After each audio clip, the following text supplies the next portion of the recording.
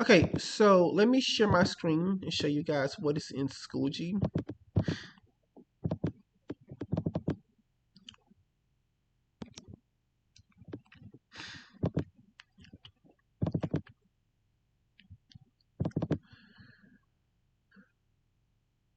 So we are still in the fourth 6 weeks.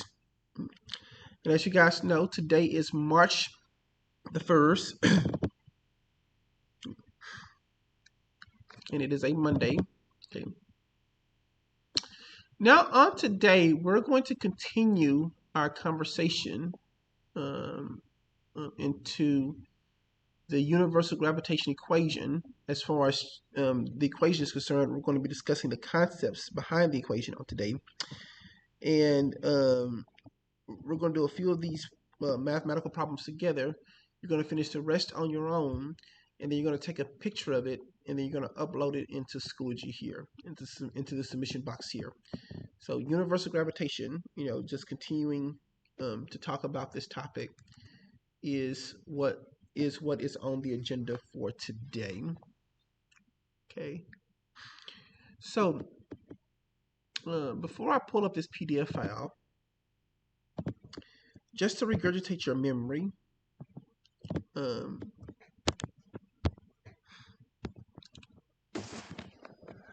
so remember that anytime you have any two objects and those two objects next to each other, well, those two objects are next to each other, you can guarantee there's a gravitational force between those two objects, and that force is quantified by this equation here.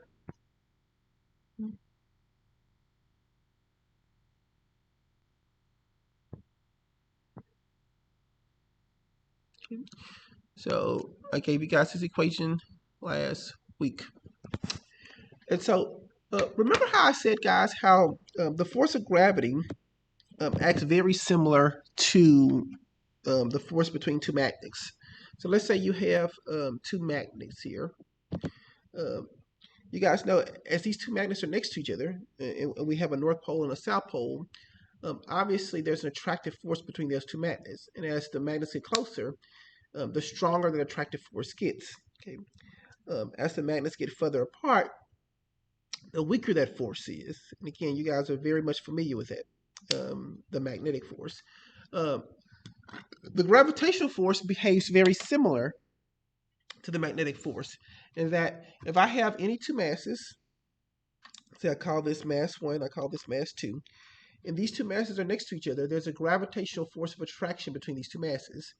Now, of course, this force may be a lot weaker than the magnetic force, but it's still there. In fact, if I had these two staplers right now, and they were in outer space, and let's assuming there was nothing around them, there were no planets, no stars, they were just right there in outer space, then you guys will slowly see these objects drift toward each other, and they will accelerate toward each other until they collide and stick. Okay. And the reason why is because the magnetic force, the gravitational force, is always an attractive force. So these two staplers will accelerate toward each other until they stick because of the gravitational force of attraction. Okay. Oh, and remember what we said last time, this force obeys the inverse square law. As these forces are, I'm sorry, as these objects are closer to each other, the force between them is strong. As these objects are far away from each other, the force between them are relatively weak. Okay, so hopefully you guys remember talking about that.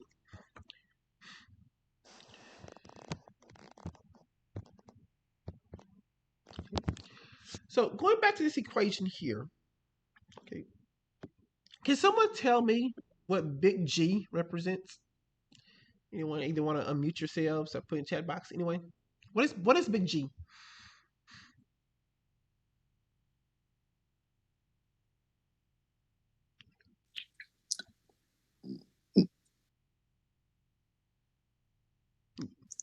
Yeah. It's not gravitational force, right? No, it's not. It's not gravitational force. It's That's the gravitational one. something, but not gravitational force. This means the force of gravity here. But what is big G?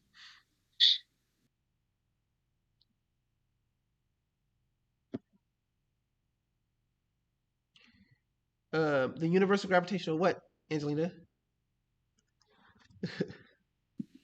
Is it the universal gravitational force? Wait, that's topic. Not Right. force, but Force, but not. Um, I have it in my notes. Give me 1 second. you're good.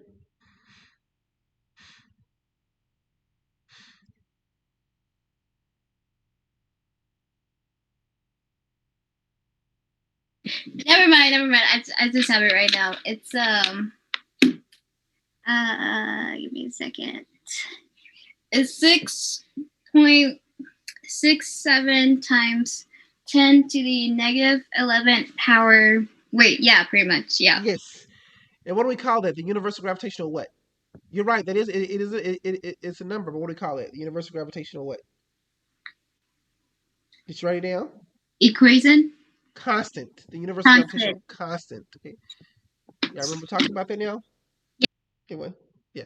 So yeah, guys, big G is the universal gravitational constant, and it's just a constant. And exactly as Angelina said, this constant number is 6.67 times 10 to the negative 11.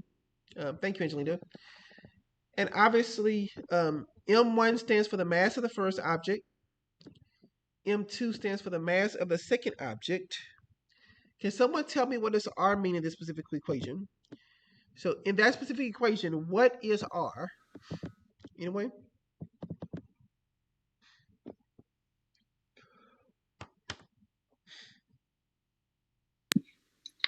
You said what was R, correct? Yes, what is R in this specific equation? R is the distance between the object's centers. Exactly. Thank you, Angelina. It is the distance between the centers. Guys, remember that. So let's say if I have these two objects right here and they're directly next to each other, um, the distance between that center and that center is R. It's the distance between the object's centers. Guys, please remember that. And of course, if you have two objects and you know how spaced are they are, um, well, how spaced out they are, and if you know the masses of two objects, you can easily use this equation to find the gravitational force between those two objects. Okay.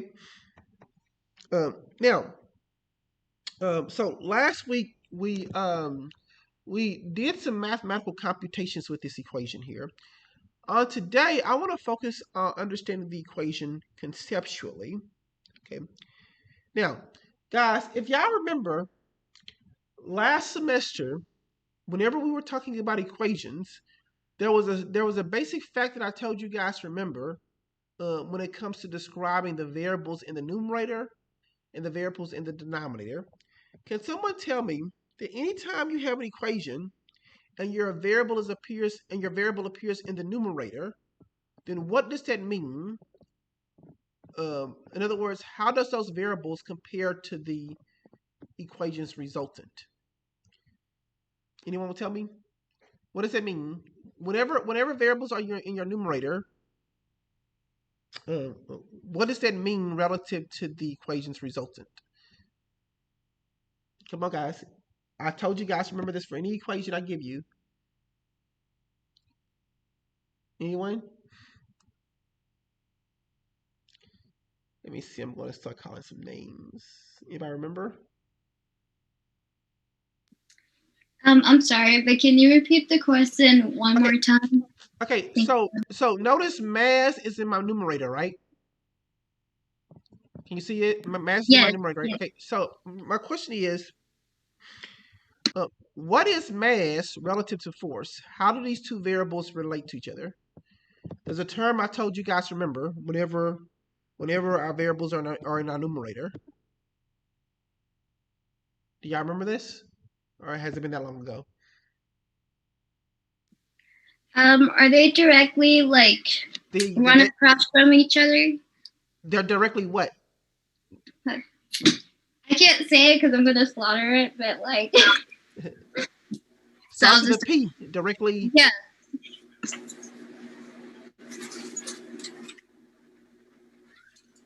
Anybody? Yeah, this is something I need everybody to remember. These two terms are directly proportional. Have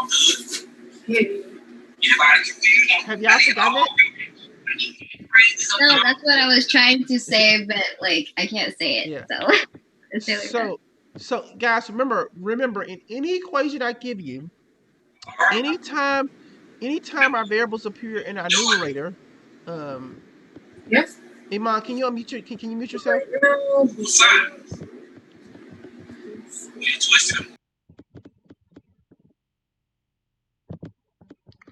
Okay, so guys, anytime we have variables that are in the numerator, remember those variables are directly proportional to the equation's resultant. So notice mass is in the numerator, so that means mass and force of gravity are directly proportional. What does that mean, guys, when I say two variables are directly proportional to each other? What does it mean? Yeah, we talked about this. They have to be like the same sign or something. No, no, that's not what I'm looking for. Well, directly means that they're both the same in something, right? Yeah, so what does that mean is so that means remember we talked about this. That means as one increases, the other does what? It's going to increase as well. Because Exactly. they're both equal. Yeah, they're directly proportional. As one decreases, the other does what? It decreases. Exactly. So mass and force are directly proportional. Do you guys remember talking about this? How Yeah. remember I Yeah. said anytime I guys, this is a basic fact I need for you guys to remember. Anytime I give you an equation and the variables appear in your numerator, you know those variables are directly proportional to the resultant. Um, what about my variables in my denominator? So notice That's R is in my denominator. So how does this compare to force? it's inverse. Thank you. It is inversely proportional. What does that mean? That means if one goes up, the other one goes down, and vice versa. Thank you. Exactly. Thank you, Jeremiah.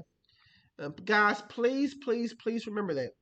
Um, um, it means because R is in the denominator, um, that means R, which stands for distance, right? Distance and force are inversely proportional, meaning as one goes up, the other goes down. And again, you guys are experiencing that with magnets. So if you take two magnets and you increase the distance from each other, as distance goes up, that force of attraction goes down. That force of attraction gets weaker.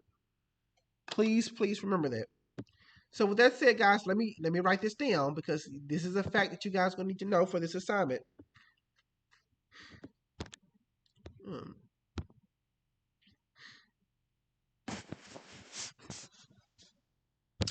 So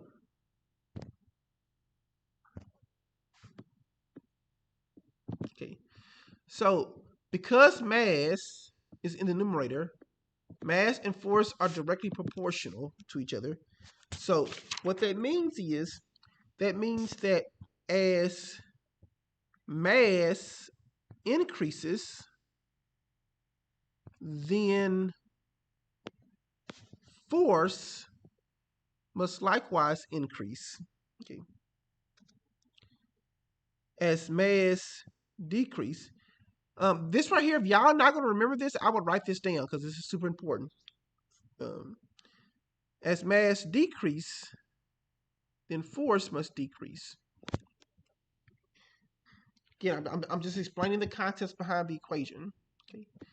So mass and force are directly proportional. Okay. Now, what about the relationship between distance and force? Okay. So notice R is in the denominator, so that means as one goes up, the other goes down. So as R increases, remember R means distance between the centers. As R increases, then force decreases.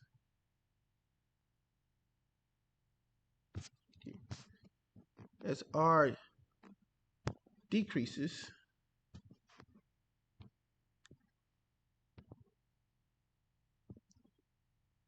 then force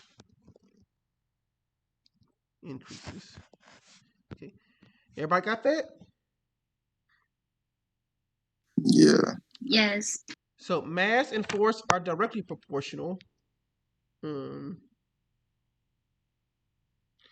and R and force are inversely proportional. Okay.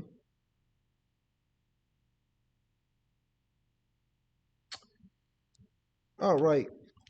By the way, before we start doing these problems, I want you guys to notice something here, because this is going to be very important when we get to our mathematics. If you guys notice, R here, R has a squared associated with it. So R gets squared. So that's going to be very important whenever we're working on our problems, because we need to be able to square our numbers whenever we're dealing with R. So let me write that down at the bottom here. So whenever you're working on this, please don't forget to square. Don't forget to square.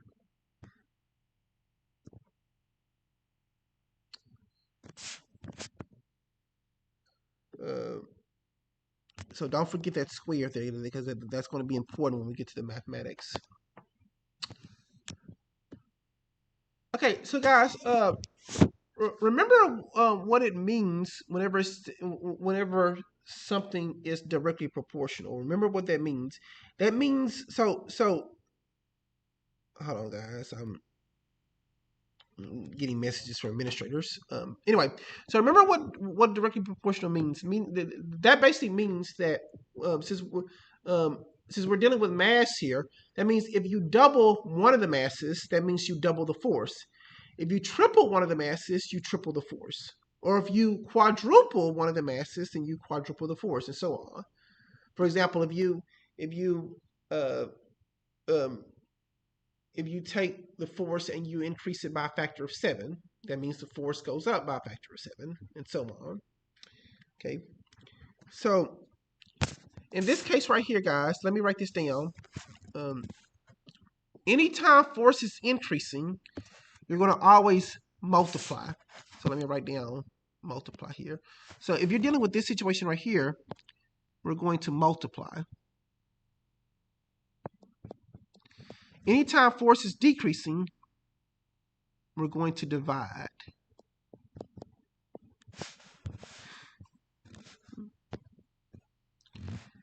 So same thing for this situation right here. Anytime force is decreasing, we're going to divide. Anytime force is increasing, we're going to multiply. Okay.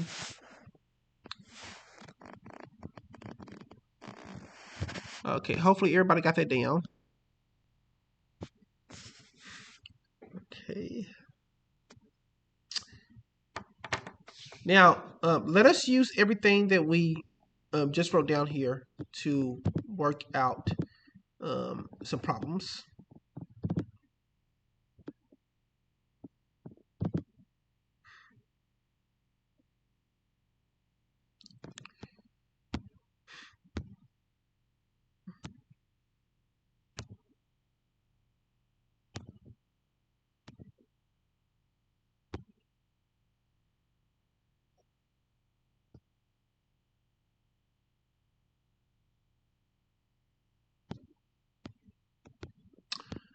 Okay, so guys, this is the assignment you guys are going to do.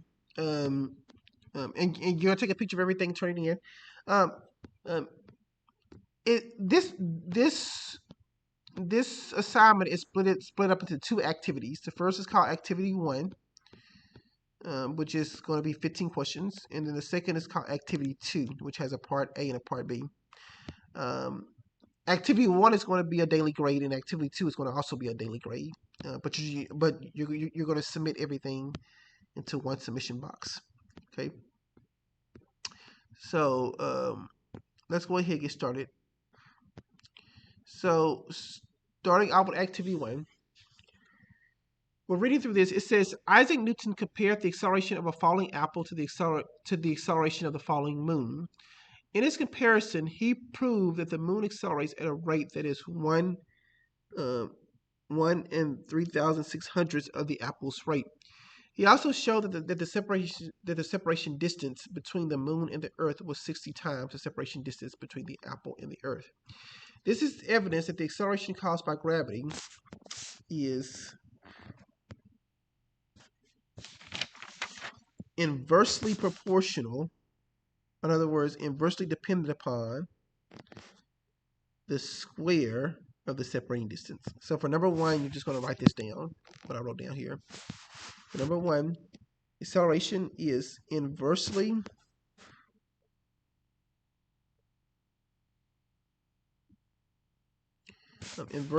dependent upon the square of the distance.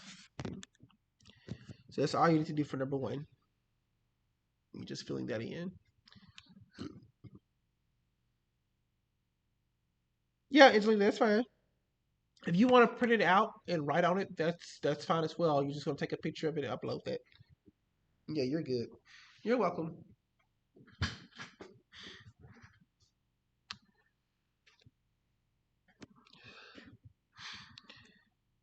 Okay, y'all got that?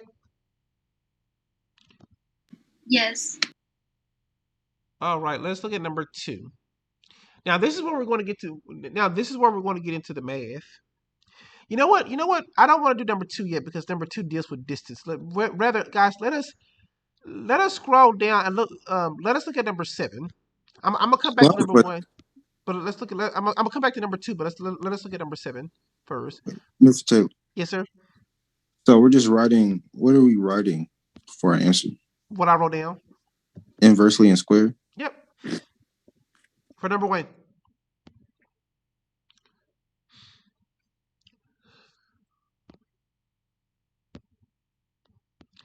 All right, guys. I'm gonna skip around. I'm gonna come back to number two, but I want to do number seven first because number seven is easier.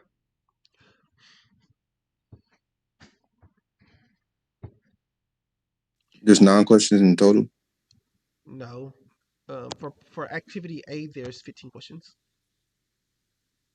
Yeah. So Activity. for activity A, there's 15 questions total. Yeah.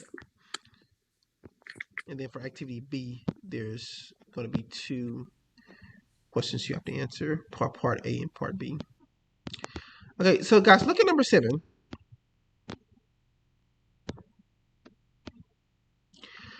Number 7 says two objects gravitationally attract with a force of 18 newtons. If the mass of one of the objects is doubled, then what is the new force of attraction? Okay, so guys, what's going on here? Is mass increasing or decreasing here for number 7? Anyone want to tell me? Huh? It's increasing. It's increasing. So what are we supposed to do? Anytime mass goes up, that means force better go up. So we're going to multiply and divide. Multiplied. Multiply. Yeah. So guys, since one of the masses were doubled, that means we need to take 18 and multiply by 2 to get the resultant force. So in the case number 7, 18 times 2 gives me 32 newtons for my force. So guys, what I have written down, that's what I want to see on number 7. I want to see that you show me that you know what you're doing, either multiplying or dividing, and I want to see your answer. Sorry, but I think the answer is 36. You're right. Not 32. You're right. Mr. Taylor. I really wrote down 32. I should have known. Thank you, Angelina. Sorry about that, guys. Oh, no, it's all good. I just had to double check, just in case. I'm glad you caught that. 36 newtons. Yep. So 18 times 2 is 36 newtons.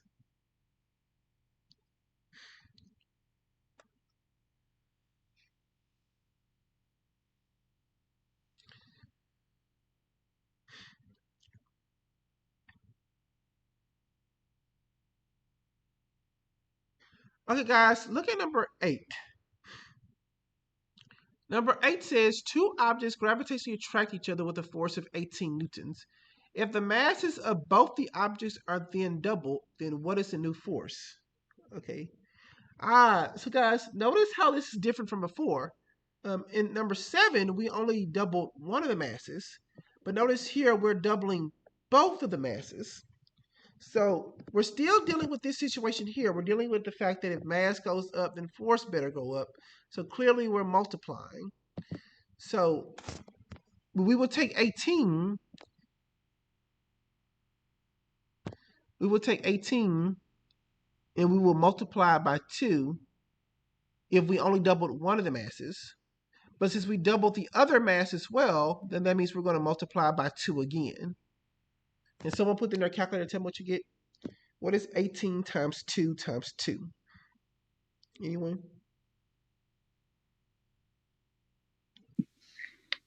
I got 72 newtons. Yes, ma'am. Thank you. Right. Y'all follow me? Um, if we only doubled one of the masses, we would do 18 times 2. But since we doubled both the masses, it would be 18 times 2 times 2. Right? Because we increased both of the masses.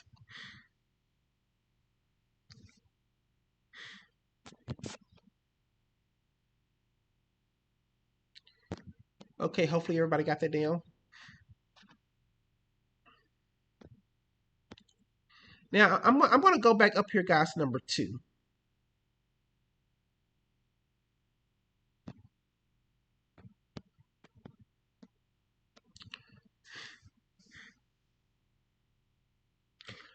Okay, number 2 says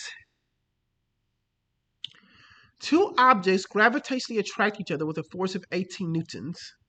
If the distance between the two objects is doubled, then the new force of attraction is what? Okay. Now, What number is this? roll number 2. This one. No. Yeah. So if the distance between the objects is double, so in other words, guys, we're taking r and we're increasing it. Okay, guys, can someone tell me what do we do anytime r goes up? Then what has to happen to force? Divided. It has to go down. Force has to go down, which means we have to do. I think I heard someone say it. We have to. Are we multiplying or dividing in that case? Dividing it. We're going to divide exactly. So for number 2, we're going to take 18. Okay. Now we're going to take 18 and we're going to divide it by a value. Now notice, guys, we doubled the force, so that means we're going to take 18 and we're going to divide it by 2 squared. Okay. Guys, remember, anytime you're dealing with r always gets squared. Okay. Whenever you're doing the math here, r gets squared, right? Because there's a squared in this equation here for r.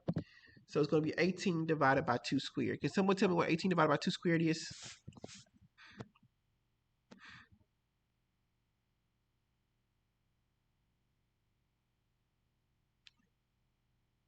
Wait, where did the square come from? Huh? From r, we had squared r from the equation earlier in the lesson. Yes. Oh, okay. So yes, thank you, Angelina. Because there's a squared on r in the equation, you always put a squared on your number whenever you're working this out. Whenever you're dividing it. No, whenever you're dealing with r, either you can either be dividing or multiplying. So whenever it's like an inverse being involved. Whenever you're dealing with the inverse proportionality here, yes. Whenever you're dealing with the inverse proportionality on this particular equation, you're going to square r because r gets squared in the equation. So what's 18 divided by 2 squared? 4.5. Yes. Thank you. 4.5 newtons.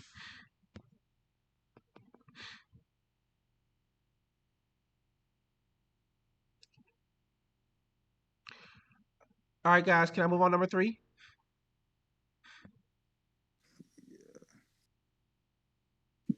Yes. Okay. Number 3 says 2 objects gravitationally attract each other with a force of 18 newtons.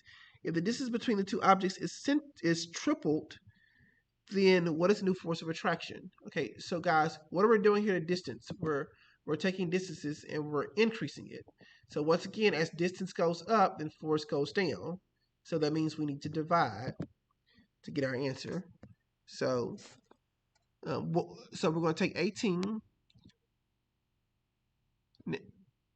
Now you guys know what triple means. Triple means a factor of 3. So we're going to take 18 and we're going to divide it by 3 squared, right? Since distance gets squared, you always have to square this number here whenever you're trying to solve this problem. So what is 18 divided by 3 squared?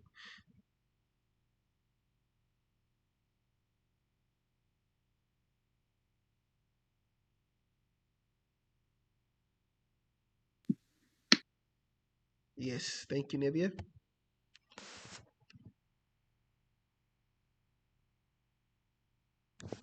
2 newtons. So basically, guys, I want you guys to notice a pattern here. Anytime you take distance, okay, and you double the distance, the force goes down by a factor of 4. If you take distance and you triple the distance, the force goes down by a factor of 9. Let's say you take distance and you quadruple the distance, and the force will go down by a factor of 16. So hopefully you guys get the basic idea. Because distance gets squared, and this is why we call it the inverse square law. Um, Basically, as distance change, your force is going to change by some value squared. Okay. All right, guys, look at number 4. Number 4 says 2 objects gravitationally attract each other with a force of 18 newtons. If the distance between the 2 objects' centers is half, then what is the new force of attraction? Okay. Guys, remember what it means to half in a distance, right? So if you take 2 objects and you half in the distance, you bring them closer together by a factor of 2. That's what it means to half in something. You bring them closer together by a factor of 2. Okay. So someone tell me, guys, for number 4, if the 2 objects are getting closer together, what situation am I in here? Is R going up or R going down?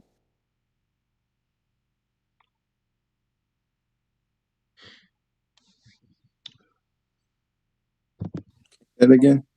What am I doing on number 4? It says I half the distance. So if I half the distance, is R going up or is R going down? Going down. Down. Yeah, So you R is going divide. down. So it's 4.5. Well, It's not anytime R goes down, you're not dividing, you're multiplying. multiplying. Exactly, Christine. Yeah. Anytime R goes down, you're multiplying. Yeah. So you're gonna take 18 and you're gonna multiply it by 2 squared. Okay? Right? Because half means it went down by a factor of 2. So if distance goes down by a factor of 2, force has to go up by a factor of 4. Because it has to go up by 2 squared.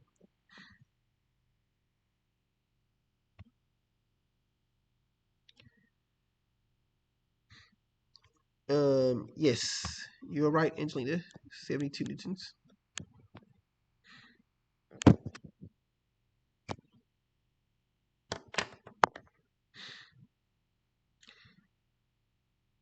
By the way, Christine, thank you for getting here on time today. It made me happy. Thank you. And thank you for participating. Christine, you better not be at work. You ain't at work, are you? I'm not. I'm at home. Okay. Just making sure. Thank you for being at home.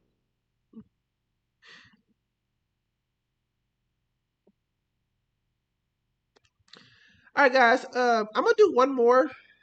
Um, guys, let's look at number 9. Number 9 is the interesting one. I want y'all to walk me through number 9.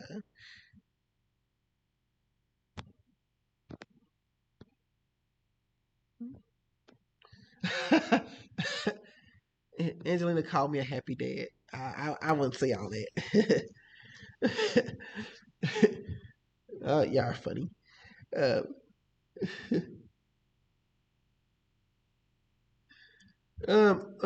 Christine, I'll come back to that one. Hold on.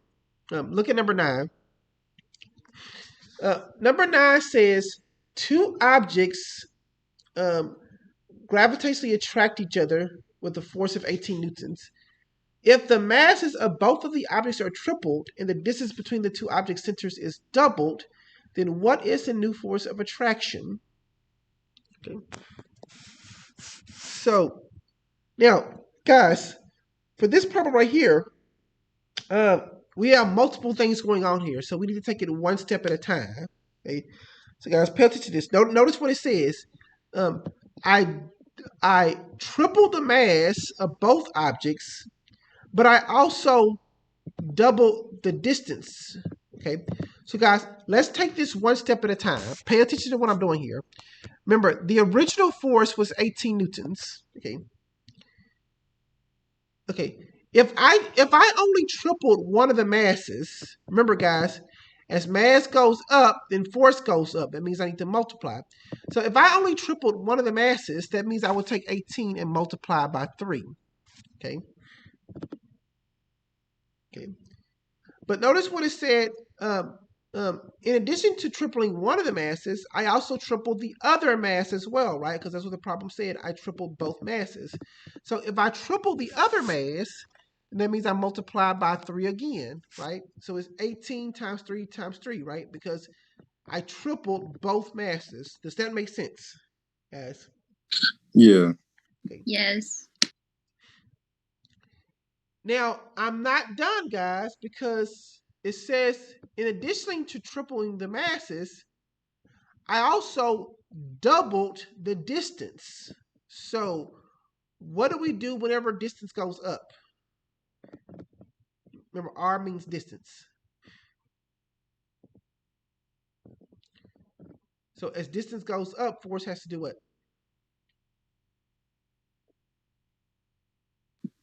Force has to go down, so we're dividing. So, we're dividing, exactly. So, what are we going to divide by, Angelina? If I double the distance, that means we're dividing by what?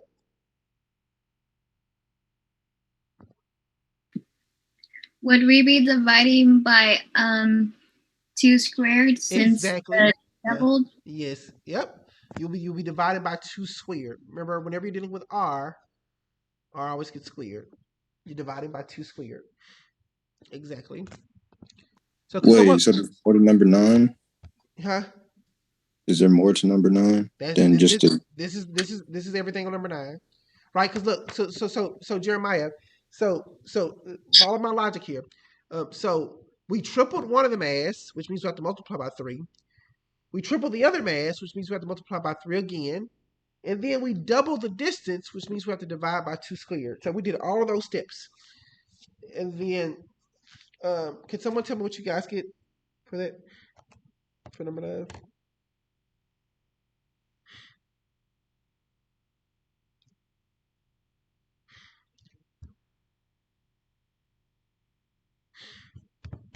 Can someone do 18 times 3 times 3 divided by 4?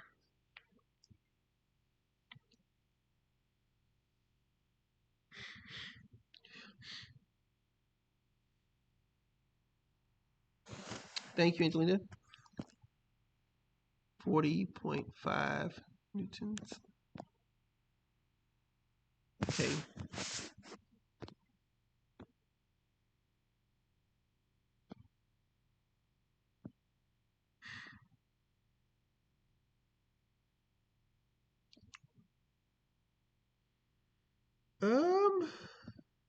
I think that's all I want to do. Christine, which one did you say you wanted me to do? It said a factor of 4. Where do you see that? Mm,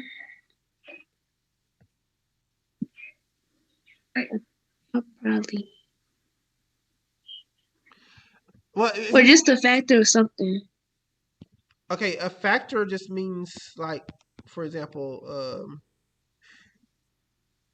you're looking at number 6. Mm-hmm. A factor of 4 just means 4 times. That's basically what it means. So, for example, look at 6. 6 says two objects gravitationally attract with a force of 18 newtons. If the distance between the sensors is decreased by a factor of 4, then the new force of attraction is what? Okay, so Christine, what's happening here? Force is being. I'm sorry, Oh, not you force, just but squaring distance. 4? Yeah, yeah, exactly. So distance is being decreased. So anytime distance is decreased, what has to happen to force? You divide. No, The look force carefully. goes up. Force goes up, which means we need to multiply. Wait, how did you know it goes up? I don't understand. How does it know? Because that's what it says. Which As one? Oh, never mind. okay, go look, Christine, look. The problem tells us that where are we? The problem tells us that that distance decreased. You see that? Yeah. So Christine, since it tells us that this is decreased, we're going to come over here and we're going to look for where we see this is decreasing, which is what's happening here. Does that make sense? Mm-hmm. Right? Because R stands for R stands for um, R stands for distance. Okay. So So it Christine, would be 18 multiplied by 4 squared. exactly. Yeah, because you're exactly right. Because as R goes down, force better go up, which means you're going to take 18 and multiply by 4 squared. Exactly. So it'll be 18 times 4 squared,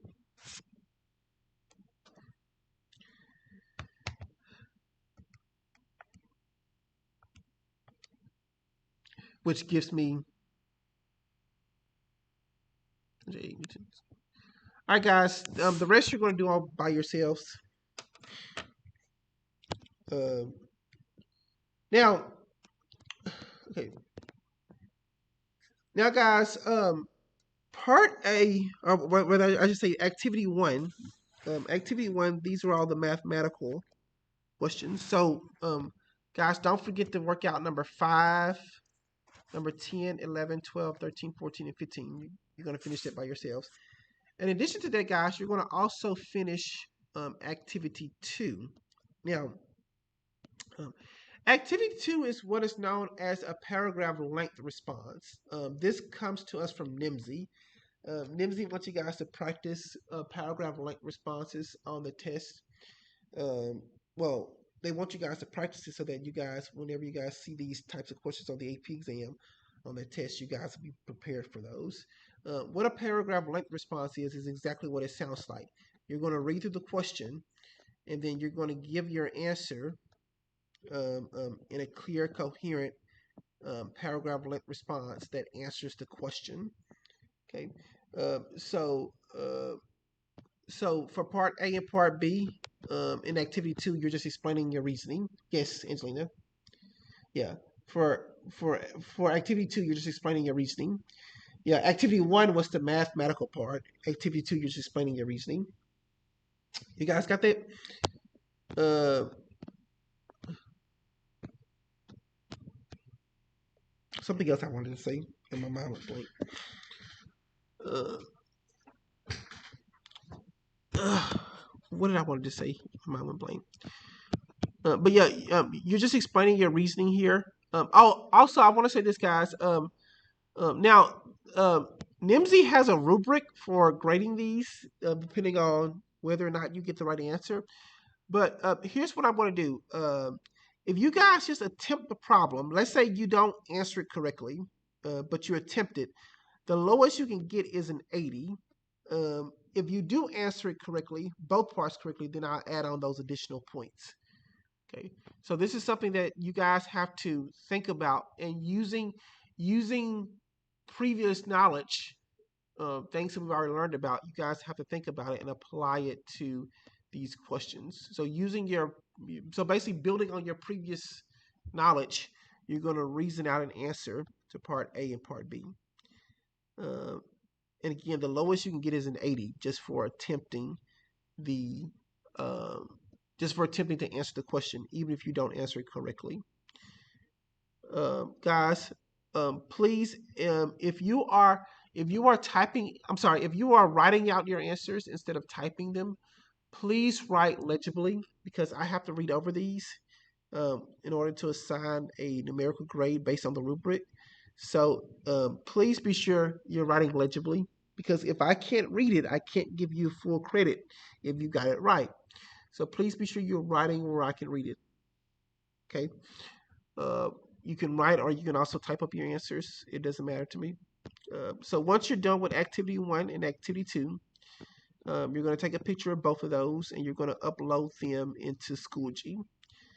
Now, even though you're going to upload them into one submission box, activity one is going to count as its own grade, and then activity two is going to count as another daily grade. Okay. Any questions? Any final questions? So assignment 1 or 2 are both separate grades. Yep. But you're going to turn them in into one submission box. And they're both due today at 11:59. Yep. All But you right. have plenty of time to get both those done. I already have students from third period who's already turned those in. Like they got it done in like 30 minutes. So you have plenty of time. It's not the assignments are not going to take that long. You're just literally just finishing the math and answering those two questions. All right. All right. Any other questions? And like I said, guys, excuse me for being sluggish today. Like I said, I'm still, still trying to process all this medication in me. All right, guys, if you are good to go, Jeremiah sound like that every day. um, if you guys are good, you guys are free to go. All right, guys, I hope y'all have a good one.